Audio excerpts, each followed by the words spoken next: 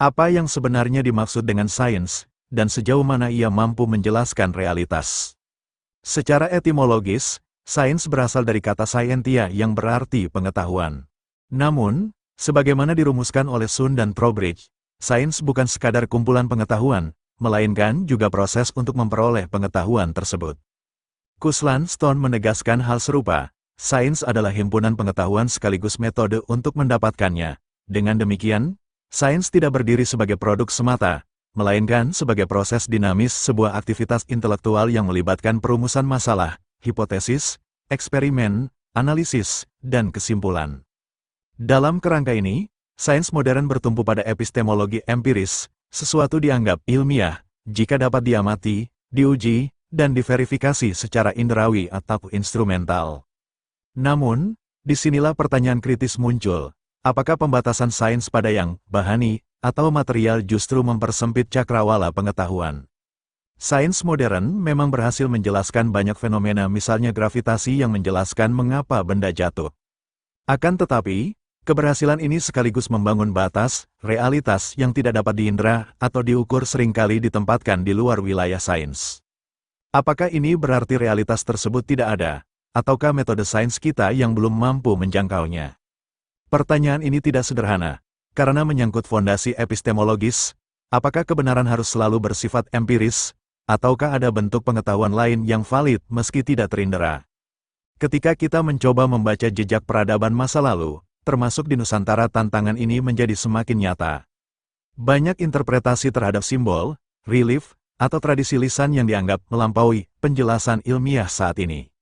Namun, disinilah kehati-hatian akademik diperlukan.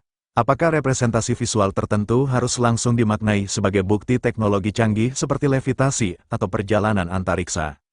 Ataukah ia lebih tepat dipahami sebagai simbol filosofis, religius, atau kosmologis? Ilmu sejarah dan arkeologi bekerja dengan metode yang ketat.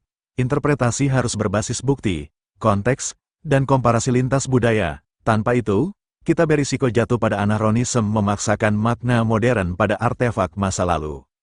Lalu, apakah ini berarti sains buntu dalam memahami peradaban kuno? Tidak sepenuhnya. Sains justru terus berkembang dengan memperluas alat dan metodenya dari arkeometri, analisis isotop, hingga pemodelan digital. Namun, benar bahwa sains memiliki keterbatasan metodologis. Ia tidak dirancang untuk menjawab semua jenis pertanyaan, terutama yang bersifat metafisik atau spiritual.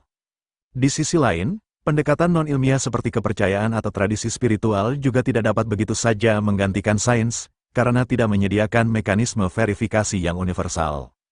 Disinilah dialog antara berbagai bentuk pengetahuan menjadi penting, bukan untuk saling meniadakan, tetapi untuk saling melengkapi secara kritis. Pertanyaan berikutnya menjadi lebih tajam. Apakah kita perlu merevisi sejarah secara radikal?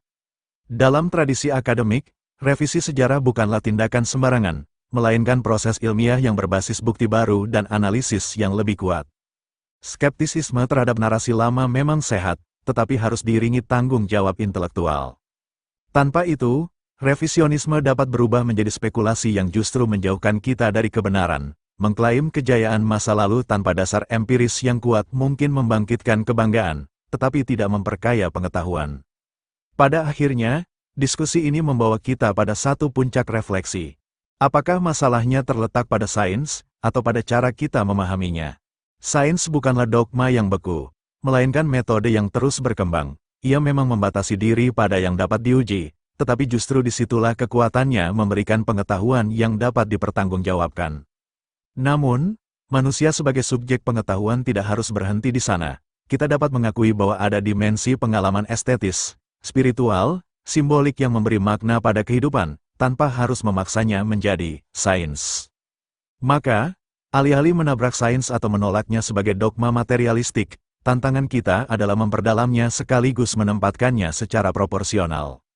Kebesaran suatu peradaban tidak hanya diukur dari klaim spektakuler tentang teknologi masa lalu, tetapi dari kemampuan generasinya hari ini untuk berpikir kritis, jujur terhadap bukti, dan terbuka terhadap kemungkinan baru.